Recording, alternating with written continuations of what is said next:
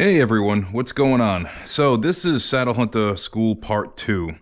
Originally I was going to go to the park and set up in a tree, show you how I swing around the tree with my ring of steps and how I clip in and all that stuff. But it's pouring out right now, but I wanted to get a video up. So what I'm going to do in this video is talk about all this good stuff on this table, which is all my pre-setting tree material that I take in with me.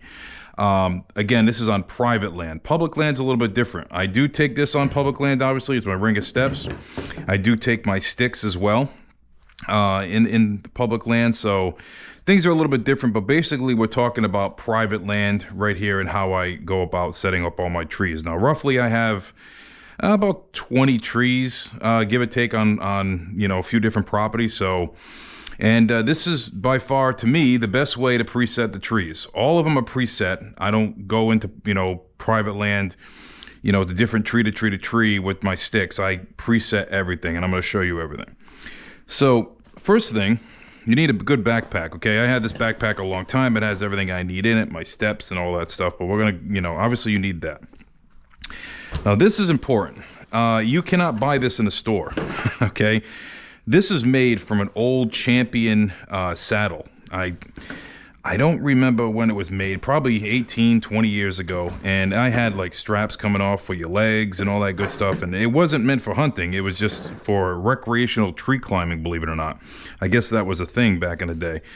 But anyway, I used it for hunting because it had a little loop here and I used to clip in. It didn't have a bridge. It was odd. But anyway, it was tough hunting back then with the saddle. I cut everything off, and all it is pretty much a back band and the strap, okay? And it has a lineman's belt that I attached. I just tied a regular knot to. Now, I have 3 dump pouches, military dump pouches. These are super cheap on eBay. I think they're like $8 to $10, okay? And I put everything in here that I need as I'm ascending up the tree. I'll put my screw-in bow holders and backpack holders. I have a bunch of these in the tree. I'll have, my bolts, and I use grade 8 bolts. Very, very important. But we'll touch back on these. But they go inside here as I go ascend the tree. And also, if I plan to do a ring with screw-in steps, I'll bring a bunch of screw-in steps. Basically, if I do screw-in steps, I'm going to have probably, depending on the width of the tree, I may have up to 8 screw-in steps. I like to space them 6 to 8 inches apart. So it's an easy transition as I move around a tree, and I want to take big steps and I want a lot of movement, okay? So if I was to use bolts, which I have been using bolts for my ring of steps around the tree, I just use my 8-inch bolts, and I use, same principle. I go around the tree 6 to 8 inches apart. Okay, now, if you're hunting public land or you're hunting private land and you just want to use a ring of steps on a ratchet strap, these are the old Bullman Outdoors ones, I believe. And I had these a while. Ratchet strap is like a 6,500 pound ratchet strap. Really, really simple to use. I've heard guys say, oh, well, the clicking is gonna, it's you can click this thing down very easy. One click at a time. You know what I mean? That is, the noise you made going up the tree is a hell of a lot more than what this thing's gonna make. And it gets extremely, extremely tight to the tree, which is important. And I space these, same thing, 6 to 8 inches apart. I have 5 on here. I usually have like 7 or 8 of them, which I have in that one of those boxes there, okay? And when I do my part 3, I'm going to show you how I attach those to the tree and how I maneuver around the tree with those. Okay, moving on. Now, you need to go up the tree. Simple and cost effective. Screw-in steps are getting really, really expensive, okay? I prefer to use regular grade 8 bolts, and I buy these by the bulk. You can get them at a number of different places. These, I believe I got at some wholesale bolt. I think it's Wholesale Bolts where I got these, the name of the company. 150 to 175 in a pack. These will not break.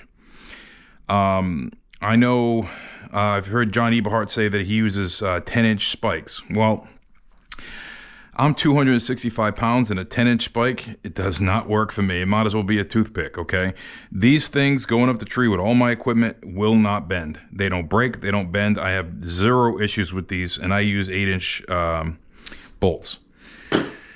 They also make them galvanized. If you do buy the galvanized, be sure to paint them, okay? These have a little bit of an oil on them, which prevents rust, but it doesn't do anything outside. I've have all mine outside have all rust all over them, but again, they don't. That's just surface stuff.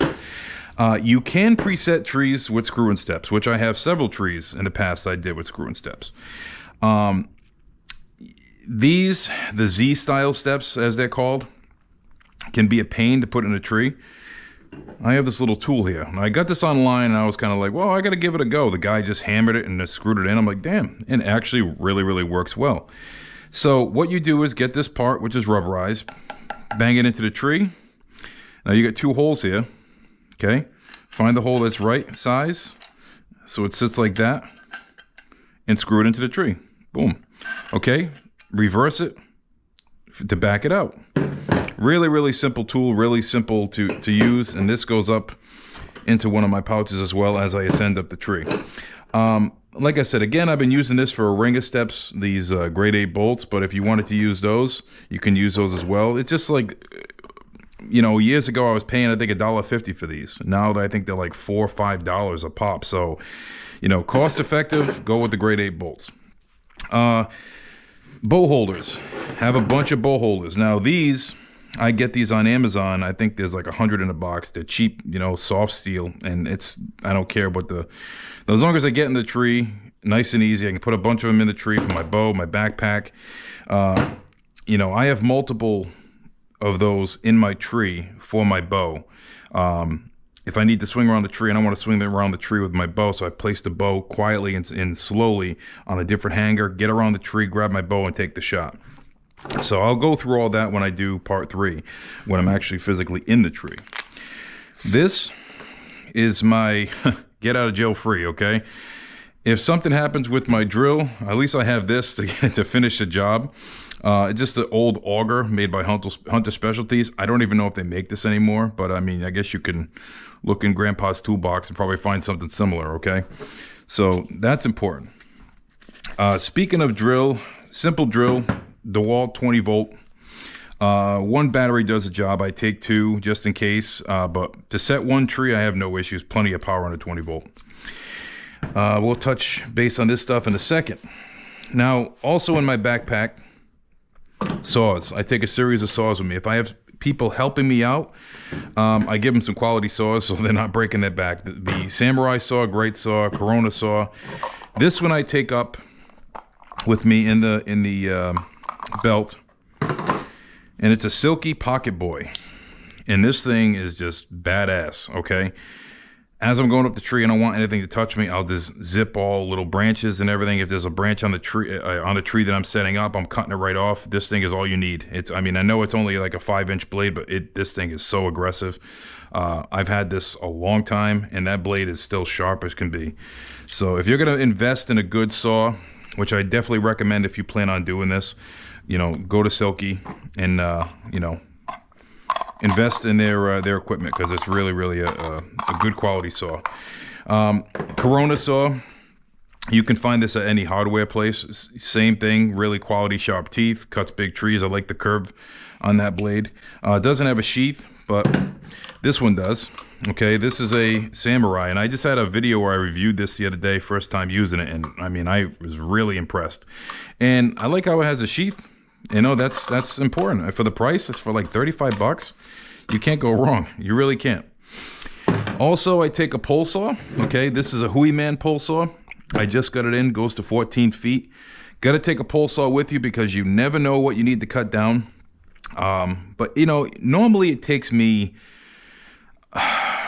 2 hours, 2.5 hours to prep a tree properly, like get the tree prepped, cut everything down, move things around. And you know, it's time consuming, but the work you put in now is just pays dividends later when you're hunting. So you don't have to worry about limbs, grabbing arrows and everything. So you don't want to go through all that stuff, guys. All right.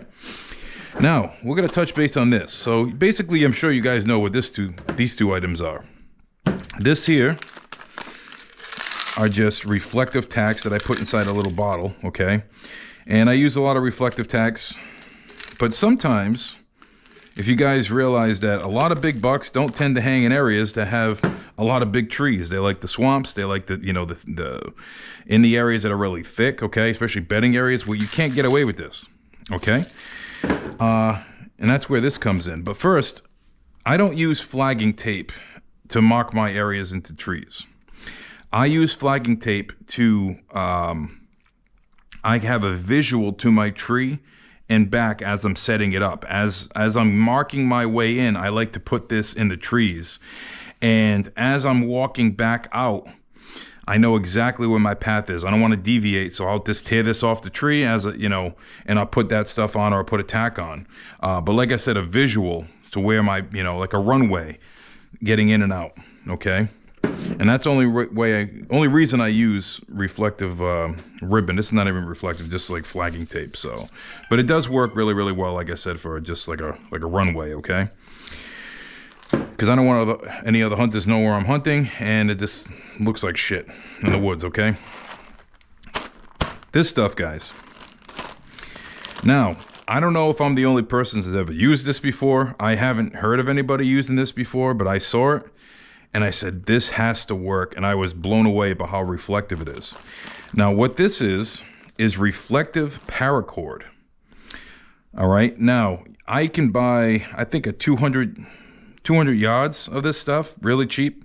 It's for camping. It's for whatever. I don't think they ever used it in the hunting industry. And what I did is just cut little 10-inch lengths, okay? And this hangs from any little branch or any little limb, whatever. Get it, tie it. Boom, you're done, okay? Super reflective, and you can mark your way in so easy, and it's camouflage, okay? So it looks like just a stick in the woods. I mean, I use red light, green light, and you know, sometimes a regular standard light with a low lumen, and I just pop it, and I mean, you can see the runway so easily with this stuff. It really, it's amazing. Because like I said, I see guys on public land hanging this stuff, and I mean, nothing's telling other hunters where you're hunting like this.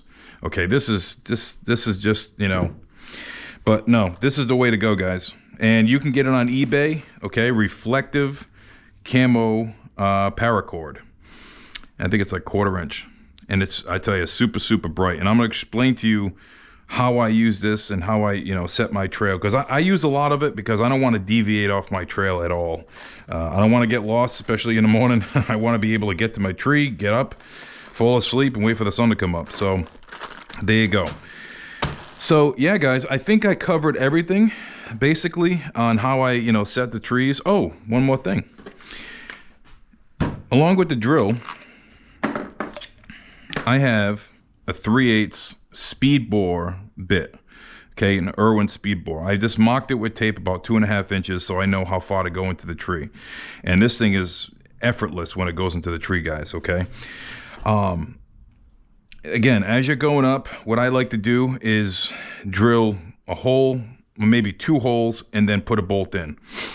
Climb up, drill another 2 holes, and climb up. So it's really, really, really simple to prep trees. And I'm gonna have a video of me actually prepping a tree to show you guys exactly how I do it, because I'm sure you guys got some questions, and I'll be happy to answer them. So that's it, guys. That's my preset tree material that I use basically.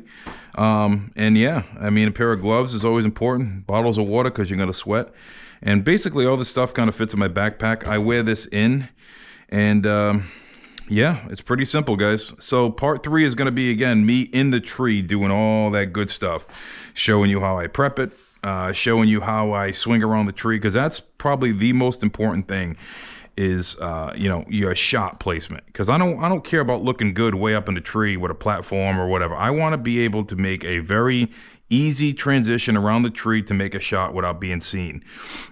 Platforms are great on small trees.